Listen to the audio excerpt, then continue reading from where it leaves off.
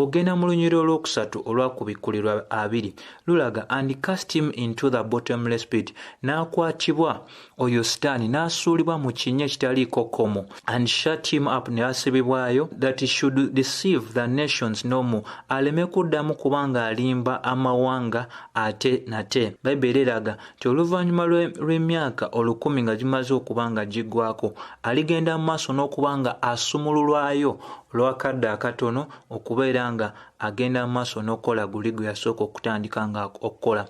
Olwokuna lulaga and I saw thrones, ne ndaba nnamulonde ez'enjawulo, and they that sat upon them, n'abo abaali bazituddeko, ne ndaba okulamula okwabaweebwa, ne ndaba emmeeme z'abo abaali battibwa olw'obujulizi obwa Mukama waffe Yesu Kristo n'ekigambo kya Katonda.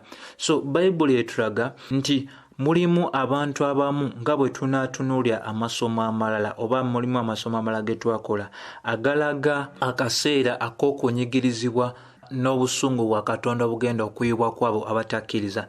Bayibuli eraga nti abo bonna abaatemwako emitwe ku lw'obujulizi obwa Mukama waffe Yesu Kristo n'ekigambo kya Katonda, abatakkiriza kusinza ennamba ey'ensolo eyo.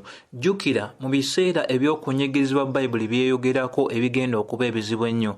Bayibuli eraga nti abantu ab'enjawulo bagenda kusindiikirizibwa okubeera nga basinza ennamba y'ensolo, okubala kw'ey'ensolo, nga anaabeera takkiriza kubeera ng'asinza ensolo eyo wamu n'ennamba yaayo, Bayibuli eraga nti omuntu oyo waakuttibwa.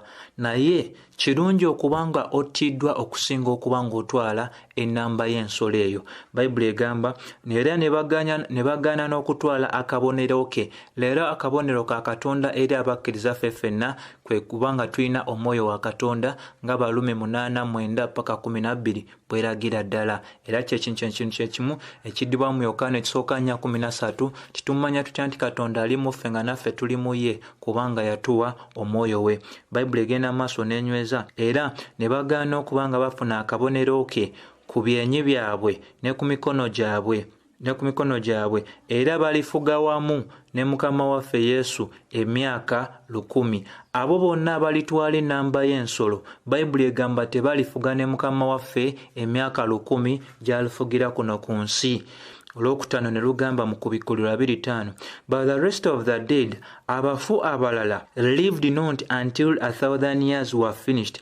Abafu abalala tebasobola kubeera nga babeerawo paka emyaka 1000 bwe gyamala okuggwa. And this is the first resurrection, era nga kwe kuno okuzuukira okusooka.